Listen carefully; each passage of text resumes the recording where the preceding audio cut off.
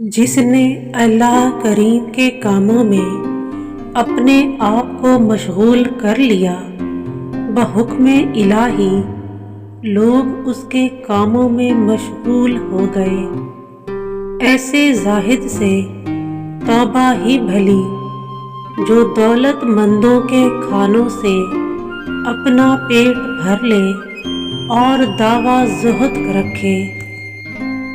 رب جیسا ازل میں تھا ویسا ہی اب بھی ہے۔ صابر وہ ہے جو تنگی و ترش میں بھی شاکر الہی رہے۔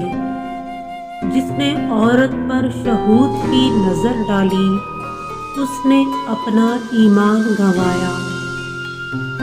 برادری کے لائق وہ شخص ہے جس میں ذیل کی خصلتیں موجود ہوں۔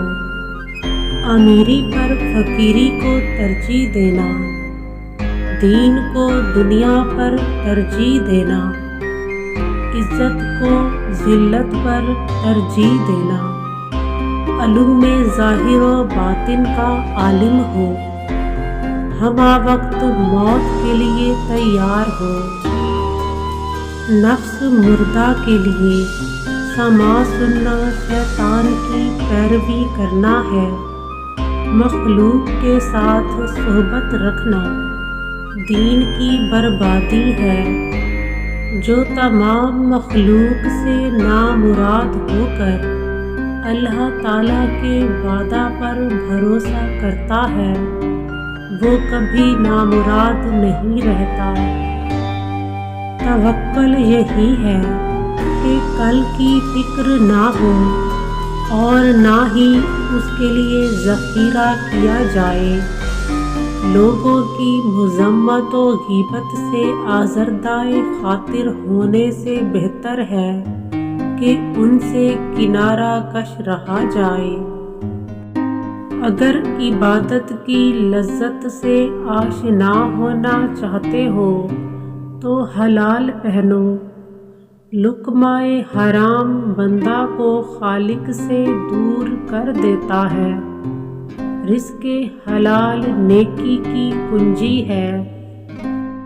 سماع خدا کی طرف ایک سفیر ہے اور خدا کا قاصد ہے، اور خدا کے لطائف اور زوائد میں سے ہے۔ سماع فتح کی ابتدا اور انتہا ہے۔ سماع ارواح کی قوت، جسموں کی غذا، دلوں کی زندگی اور اسرار کے لیے بقا ہے۔ سماع 70 کو توڑنے والا اور 70 کو کھولنے والا ہے۔ سماع چمکتی ہوئی بجلی اور چمکتا ہوا آفتاب ہے۔ اگر اللہ تعالیٰ کی محبت چاہتے ہو تو ایسے شخص کی صحبت اختیار کرو جو خدائے تعالیٰ کے ساتھ صحبت رکھتا ہو۔